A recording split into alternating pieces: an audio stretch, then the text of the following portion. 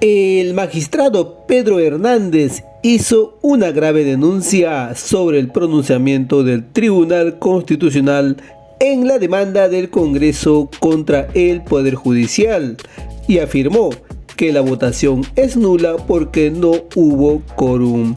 Además, criticó duramente a la presidenta del Tribunal Constitucional, Luz Pacheco. No existe una resolución, porque no puede haber una resolución si no ha habido quórum. No hubo quórum al inicio. Es que ese es un tema importante. A ver, cuando el Congreso de la República hace un quórum al inicio para instalar la sesión, ¿acaso cuando hay una votación previa no vuelve a pasar lista? Se toma asistencia. Así es. Eso en el tribunal no es usual por una razón muy simple, somos 7, entonces nos vemos las caras y sabemos que estamos ahí. Pero en este caso, justamente lo que sucedió fue eso, de que cuando se iba a entrar a la supuesta votación, no hubo el quórum porque decidimos retirarnos. Y la razón es muy simple, y eso es importante explicarlo porque me parece que eso la ciudadanía debe conocerlo. Bien, vamos a hablar ahora del Tribunal Constitucional. ¿Qué es lo que ha pasado? Todos hemos conocido que iban a resolver un caso y de repente 3 magistrados se pararon, así como dice el Premier, ¿no? De vuelta a la página, se pararon y dijeron no. ¿Qué pasó allí? ¿Patearon el tablero? Bueno, vamos a conversar con Pedro Hernández, el magistrado del Tribunal Constitucional, es el ponente del caso que se estaba viendo y que finalmente parece que sí se aprobó o no se aprobó porque no hubo quórum. Mejor que nos lo explique el señor Hernández. ¿Cómo está? Bienvenido. A ver, para entender, se reúnen 7 magistrados. Los 7 analizan el caso de la demanda del poder del Congreso contra el Poder Judicial. Así es. Y cuando van a resolver, ¿qué pasa? 3 deciden irse y no se decide nada. A ver, cuéntenos. A ver, en primer lugar, gracias por la invitación. Y en segundo lugar, tal vez un poco lamentar tener que divulgar este tipo de situaciones, pero que lamentablemente no nos obligan a salir a hacer esas explicaciones por un comunicado que el día viernes salió por parte de la presidencia del tribunal, dando la impresión de que lo que usted menciona es lo que realmente sucedió. O sea, es más, se hablaron hasta de portazos virtuales en algún momento, como si fuéramos unos saboteadores o irresponsables, y creo que eso merece una explicación, lamentando que el país tenga que estar preocupado en estos detalles cuando las resoluciones de un tribunal deberían ser la forma de hablar y de dirigirse a ellos. ¿Qué sucede normalmente cuando existe un caso como este? Existe una asignación de ponencia, se establecen las etapas procesales respectivas con los plazos correspondientes, hay audiencias que involucran a todos los que deben intervenir y después de la audiencia hay un plazo máximo de 30 días para poder elaborar o presentar y aprobar una sentencia. En este caso, y lo digo porque ya es de público conocimiento, la ponencia se me asignó a mí, y dimos el discurrir procesal que tuvo una primera audiencia en el mes de julio en la ciudad de Arequipa. Una audiencia que al final, con el voto de 4 magistrados, entre ellos la ahora presidenta, en ese momento magistrada Pacheco, señaló la posibilidad de realizar la audiencia a pesar de que había un pedido del señor Aldo Vázquez, que había sido incorporado como tercero, pero al quien se le notificó probablemente de una manera tardía, entonces no pudo personarse. Pero a pesar de eso se decidió llevar a cabo la audiencia. Se llevó a cabo. Para poner en contexto a la población, sí. Es el fallo, es el tema que tiene que ver con los magistrados de la Junta Nacional de Justicia y una resolución que fue positiva de parte del Poder Judicial y que iba en contra de lo que había hecho el Congreso. Entonces el Congreso presenta la demanda ante ustedes. Ustedes estaban por resolver eso. ¿Qué pasó? Ya. ¿Qué sucedió? En julio, esta audiencia se lleva a cabo en julio, pero justamente porque la doctora Pacheco insiste en la necesidad de escuchar al señor Vázquez, simplemente se vuelve a evaluar la posibilidad de hacerlo y es así que se vuelve a señalar una audiencia para el 11 de octubre, ¿no? Donde inicialmente el señor Vázquez debía asistir. Al final no fue por decisión propia, pero la audiencia se llevó a cabo. La semana siguiente se convocó a la sesión para poder empezar el debate de la ponencia y probablemente votarla. Eso no lo sabemos, porque dependerá en todo caso del debate. El día 18 nos apersonamos, 5 de manera presencial, quien habla y los 4 magistrados que han aparentemente hecho este acto de votación, y virtualmente el magistrado Morales y el magistrado Gutiérrez. Después, como lo que corresponde era exponer las consideraciones de la ponencia, eso fue lo que hizo este servidor. Y después de eso, normalmente... ¿Cuál era el resultado? En síntesis, usted estaba... Yo en eso sí le pediría, por favor, que no podamos entrar, porque para nosotros y nuestra posición... Pero ya hay una resolución. Es que ahí viene justamente la situación que me parece importante precisar. O sea, para nosotros, y la posición del magistrado Gutiérrez y magistrado Morales, no existe una resolución, porque no puede haber una resolución si no había quórum. Pero hubo quórum al inicio. Es que ese es un tema importante. A ver, cuando el Congreso de la República hace un quórum al inicio para instalar la sesión, ¿acaso cuando hay una votación previa no vuelve a pasar lista? Se toma asistencia. Así es. Eso en el tribunal no es usual por una razón muy simple. Somos 7, entonces nos vemos las caras y sabemos que estamos ahí. Pero en este caso, justamente lo que sucedió fue eso, de que cuando se iba a entrar a la supuesta votación, no hubo el quórum porque decidimos retirarnos. Y la razón es muy simple, y eso es importante explicarlo porque me parece que eso la ciudadanía debe conocerlo. Justamente después del debate, empieza un poco la dinámica de los cuestionamientos que de una u otra manera podían recogerse o no en la ponencia. Y aquí vino una duda legal y procesal, que espero no ser demasiado técnico, pero para que quede claro. El tribunal, si bien es cierto el supremo intérprete de la Constitución, eso no significa que haga las cosas como se le ocurre. Tenemos un reglamento normativo aprobado hace bastante tiempo que establece justamente todos estos procedimientos. El artículo 46 del reglamento normativo del tribunal señala que cuando una ponencia no alcanza la mayoría necesaria, se intenta recoger las posiciones mayoritarias y dependerá del ponente si acepta reformularlo o no. Si no lo reformulase o aceptara no reformularlo, esa ponencia, por decisión del presidente, se reasigna a otro magistrado para que elabore la ponencia que recoja la mayoría y se discuta en su oportunidad. Usted ya sabía que no iba a tener los votos. Es, digamos... Porque si 13 fueron, no tenían los 5. No, es que ese es el problema. Hasta ese momento no lo sabíamos, porque en ese momento estamos en pleno... Y ahí surge lo que no se comenta en el comunicado y me parece gravísimo. Justamente lo que pretendía aplicar la señora Pacheco es no el artículo 46 del reglamento, sino una resolución dada del año 2021, la resolución 204 del 2021, aprobada en el pleno anterior, cuya presidencia era la señora Ledesma, donde señalaba en una interpretación que es bastante problemática, que cuando no se logra esa votación en un proceso competencial, se debería actuar de una manera similar al proceso de inconstitucionalidad. Entonces, si no se logran los votos, prácticamente está diciendo, simplemente se rechaza la demanda y cada uno vote como le parece. Y aquí hay una situación particular que es un debate jurídico. En anterior oportunidad no se aplicó esa resolución. En un caso como la Junta, donde también lo puedo decir ahora, yo también fui ponente, se planteó una ponencia, no se recogió y lo que sucedió fue aplicar el artículo 46.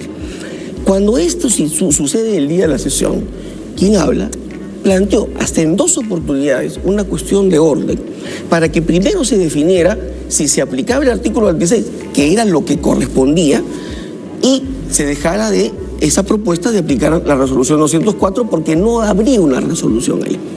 Simplemente la señora Pacheco nunca sometió a votación la cuestión de orden. Y todos sabemos que una cuestión de orden significa, como en el Congreso, cuestionar un tema procedimental. Entonces, tiene que ir a votación. Así es. La señora Pacheco simplemente nunca resolvió eso. No lo puso a votación. Habrá que ella explicarle o preguntarle por qué no lo hizo. Pero sin perjuicio de eso, el magistrado Morales planteó, como sucede también en estos colegiados, la posibilidad de ir a un cuarto intermedio para buscar una fórmula conciliadora. Tampoco, ni siquiera se discutió, menos se votó. El magistrado Gutiérrez inmediatamente dijo, vamos a cometer un error, porque la obligación que tiene todo órgano jurisdiccional es fundamentar debidamente sus decisiones. Entonces, tú tienes un proceso donde de por medio tienes que determinar competencias.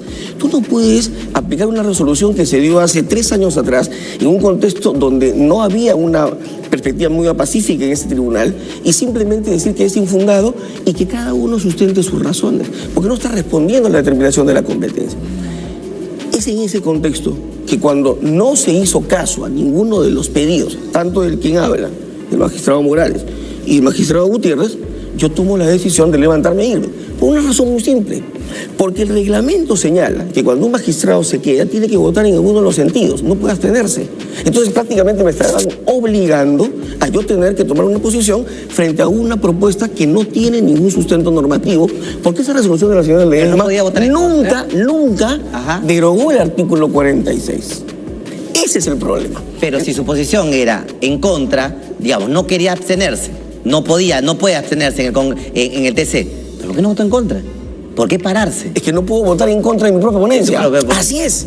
Y si votaba a favor, correcto, iba a ser ¿Y el resto? Es más, ¿cuál es el problema? Y un detalle que me estás olvidando. Inclusive para viabilizar la resolución del caso, Ajá. y la señora Pacheco es testigo, y los magistrados que estuvieron ahí, y los funcionarios, quien habla, dijo, bueno, cedo la ponencia para que otro magistrado nos ahorre esta discusión y haga su ponencia y se proceda a votar, como es lo que se estila.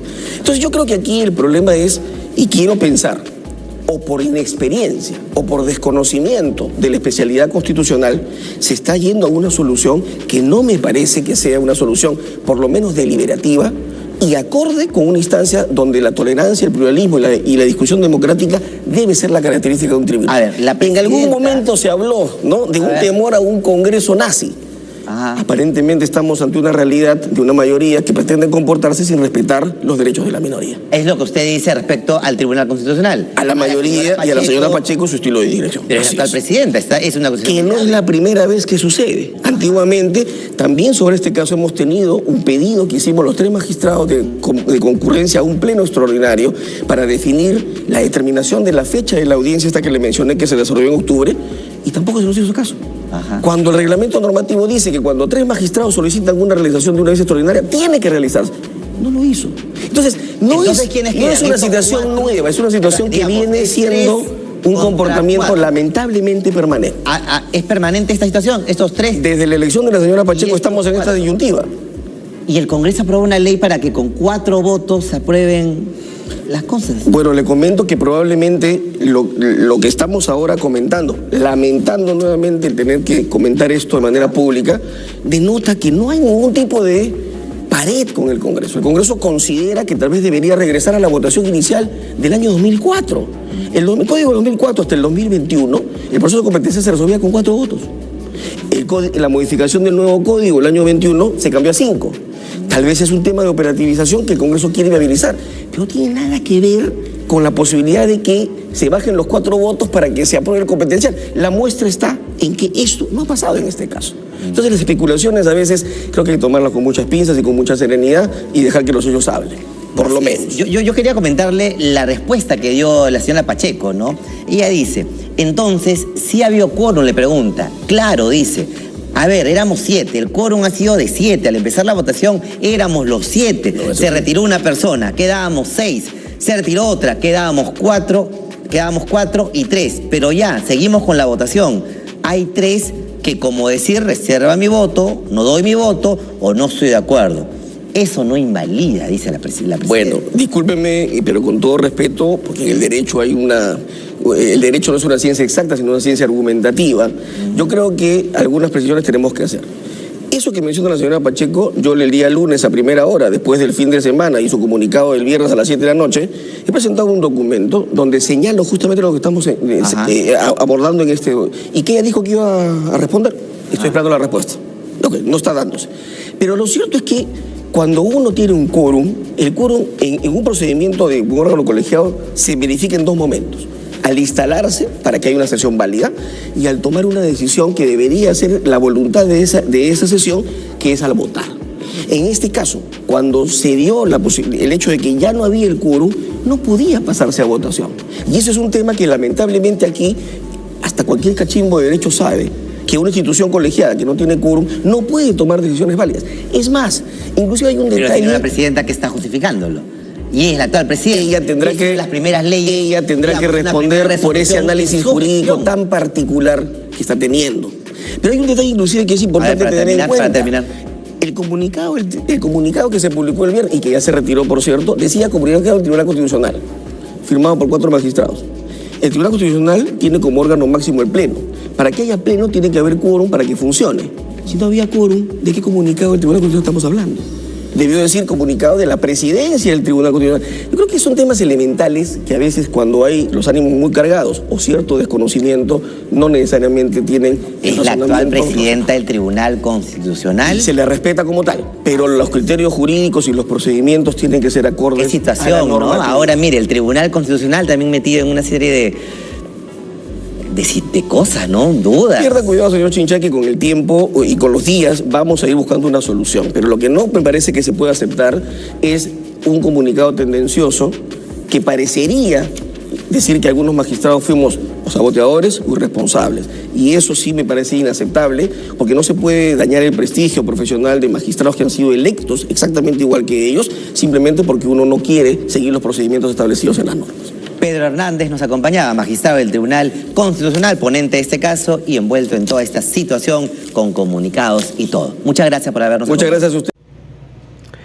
Bien, ¿qué opinan ustedes sobre las declaraciones del magistrado Pedro Hernández, quien criticó duramente el pronunciamiento del Tribunal Constitucional que integra tras rechazar la demanda del Congreso contra el Poder Judicial? Dijo que no se puede aceptar un comunicado tendencioso que pareciera decir que algunos fuimos saboteadores. Déjame tus comentarios, dale un me gusta al video y suscríbete a este canal.